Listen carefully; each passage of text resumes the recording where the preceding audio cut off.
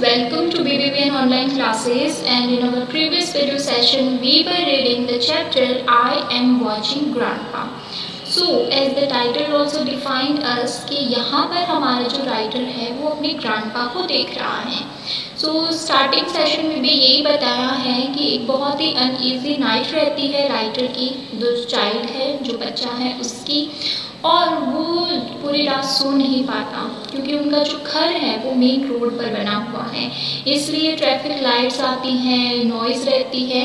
और 3:30 AM वो ये चीज़ जो है वो देखता है कि ग्रैंडपा जो है वो अचानक से बैठ गए हैं बेड पे, और अब जो है वो अपने स्लीपर्स देख रहे हैं. देन एक बैग उठा रखा है उनमें उन्होंने. तो ये चीज़ जो है रात के 3:30 बजे उसे काफ़ी ज़्यादा अजीब लगती है, और इसीलिए जो है वो थोड़ा सा गीगल कर देता है, जिससे ग्रैंडफादर को पता चल जाता है कि जो चाइल्ड है वो जगा हुआ है. इसीलिए वो कहते हैं कि अगर तुम कहीं मेरे साथ चलना चाहते हो तो तुम आ सकते हो, लेकिन बी क्वाइट. सो इस तरीके से ग्रैंडफादर जो हैं वो उसको लेकर जाते हैं अपने ही अपार्टमेंट के नेक्स्ट फ्लोर पे, यानी कि ऊपर वाले फ्लोर पे, जो कि उन्होंने रेंट कर रखा है एक साइबर कैफ़े को, एक कंप्यूटर चलाने वाले इंस्टीट्यूशन को. बट देखते हैं कि 3rd फ्लोर पे क्या है. तो he took out a bunch of keys. जैसे ही वो लोग 3rd फ्लोर पे पहुंचते हैं, ग्रैंडफादर जो है वो चाबियों का गुच्छा निकालते हैं. The room when it was not full of student serve as a cyber cafe. और वो रूम जो है वो अगर स्टूडेंट से भरा हुआ नहीं होता तो वो as a cyber cafe use किया जाता है. But it was not the main room that interested grandpa. लेकिन वो मेन रूम नहीं था जहाँ पर ग्रैंडपा जाना चाहते थे. He took a right turn into another room. उन्होंने एक राइट टर्न लिया जहाँ पर एक और रूम था. And we entered what looked like a shabby store house. तो और हम एक एंटर किए एक शेबी का मतलब होता है जो स्टोर हाउस है, जो कि वेल अरेंज नहीं है वहाँ पर. ही टुक 2 confident steps and turned on a light. उन्होंने बहुत ही कॉन्फिडेंटली 2 कदम आगे बढ़ाए, जैसे कि उनको पता था कि लाइट का स्विच कहाँ पर है, और फिर लाइट ऑन करी. His tenant trusted him with all their secure teaching material, and here we were, robbing them of God knows what. So his tenants जो हैं वो trusted him.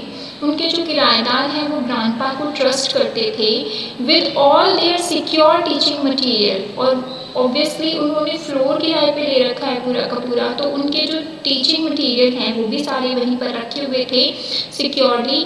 उस सब चीज़ों को लेकर भी वो ग्रैंडपा को बहुत ज़्यादा ट्रस्ट करते थे. And here we were. और यहाँ पर हम थे robbing them of God knows what. और हम यहाँ पर आए थे सुबह के 3:30 बजे कुछ चुराने के लिए, पता नहीं क्या. Grandpa whispered lend me a hand son. और फिर ग्रैंडपा जो है वो धीरे से कहते हैं कि बेटा मेरी थोड़ी मदद कर देना. I went closure. राइटर कहता है कि मैं उनके करीब जाता हूँ. He was crouched on the floor. वो जो है सिकुड़ कर जो फ्लोर होता है नीचे उसी पर बैठे हुए थे. ही शॉपिंग बैग ओपन. और जो थैला उन्होंने नीचे अपने लिया था रूम से वही अब खुला हुआ था. इट मीन्स वो उनका मुंह खुला हुआ था. A large stack of paper was स्ट्रोन about towards one corner. एक बहुत ज़्यादा पेपर्स का जो ढेर है वो ऐसे ही मतलब stone about towards one corner, एक कोने में फैला हुआ था. इट मीन्स उनको अच्छे से अरेंज नहीं किया हुआ था. आई helped him pile the paper into his bag. मैंने उनकी मदद की सारे पेपर्स को पाइल अप करने के बाद में, यानी कि ढेर को उन्होंने इकट्ठा किया, अच्छे से उनको ऑर्गेनाइज किया और फिर बैग के अंदर डाला. After filling it we hurried down. और जैसे ही हमारा बैग जो है वो पूरा फिल हो गया तो हम नीचे आ गए. It was 4:45 AM by my watch. और मेरी वॉच के अकॉर्डिंग अब जो है 4:45 AM हो चुके थे. He called out help me with these. और फिर उन्होंने कहा अरे चलो मेरी मदद करो. Sort these papers out. एक काम करो, इन जो है पेपर्स की सॉर्टिंग कर दो, इट मीन्स इनको अलग अलग कर दो। One side used over here, एक साइड जो यूज़ किए गए पेपर हैं उनको यहाँ रखो, बोथ साइड यूज्ड हियर, दूसरे को यहाँ पर, एंड ब्लैंक पेपर्स हियर। और इस तरीके से तीन जो हैं उनको तीन तरीके से अलग अलग वे में सॉर्ट करना था। एक था वन साइड यूज्ड, दूसरा जो पेपर दोनों साइड यूज़ हो चुके हैं, और तीसरा जो पेपर बिल्कुल भी यूज़ नहीं हुए हैं। The work was easy but time consuming, आम बहुत आसान था लेकिन वक्त बहुत ज़्यादा लग रहा था। What are you going to do with these, grandpa? मैंने ग्रैंडफादर से कहा कि आप इन सब के साथ में क्या करेंगे? Try my best to sound non-inquisitive. मैं चाहता था कि उनको बुरा ना लगे, इस तरीके से मैं उनको क्वेश्चन पूछता हूँ। These computer people don't respect paper. Grandpa कहते हैं कि आजकल जो कंप्यूटर के यूज़ करने वाले लोग हैं उनको पेपर की बिल्कुल भी रेस्पेक्ट नहीं है, वैल्यू नहीं है।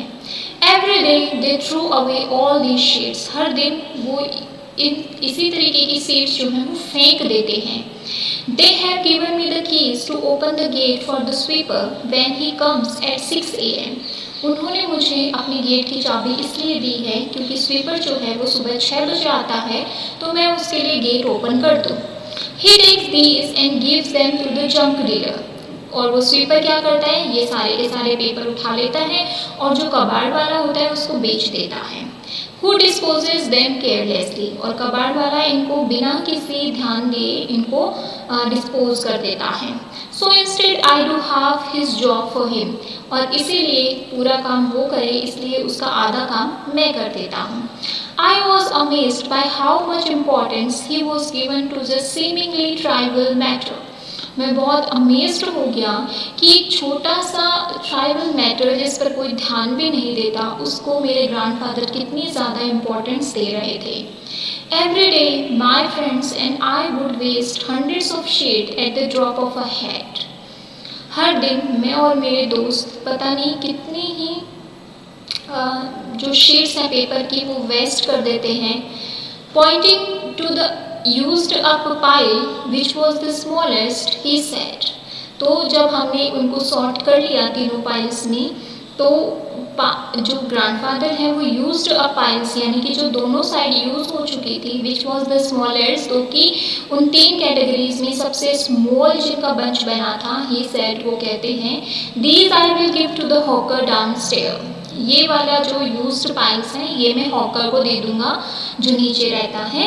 The one side use paper I will use for my account, जो वन साइड यूज पेपर है वो मैं अपने अकाउंट के लिए यूज़ करूँगा। And also give some to the poor children at the NGO in the neighbourhood, और कुछ जो है वो NGO में, पास में एक NGO चलता है, और उसके पुअर बच्चों को दे दूंगा ताकि वो भी कुछ मैथ्स का वर्क कर सके। They practice maths on them, और वो क्या करेंगे, इन शीट्स पर मैथ्स की प्रैक्टिस कर लेंगे। आई वॉज शॉक्ड, राइटर कहता है कि मैं बहुत अचंभित हो गया। I learn that the old man had been doing this for months now. मैंने सीखा कि मैंने उनसे पूछा तो मुझे ये पता चला कि ये जो ओल्ड मैन है ये कई महीनों से ये काम को कर रहे हैं। This was a real concrete genuine effort to save paper and the planet. ये वाकई में एक बहुत ही वास्तविक और एक जेन्युइन एफर्ट था कि वो पेपर सेव करना चाहते थे, इस धरती को सेव करना चाहते थे। आई स्टेयर्ड एट द स्पेटुगरेनियर इन ओ। ये सारा मामला जो है जब उन्होंने राइटर जो है वो देखता है तो उसे बड़ा ही अचंभित होता है, वो उसका मुंह खुला रह जाता है। No school education on environment had ever made an impression on me, my classmate और एनीवन। वो कहता है कि कोई भी स्कूल की एजुकेशन चाहे हो जो कि एनवायरनमेंट से रिलेटेड हो, उसने मेरे पर इतना प्रभाव नहीं छोड़ा, ना मेरे क्लासमेट ने और ना ही किसी और ने। But his long endure made me realise it all. लेकिन उनका अकेले का जो ये प्रयास है इसने मुझे सब कुछ समझा दिया। For the first time I truly understand, और ज़िंदगी में पहली बार मुझे सबक मिला। सो मेनली ये वाला जो चैप्टर है वो एनवायरनमेंट को सेव करने पर और पेपर को सेव करने पर दिया गया है, अगर हम अकेले भी पेपर्स को सेव करें तो it will make a big difference for the paper industry and for the planet. So this is it for today. We will discuss the question answer in our next video. Thank you.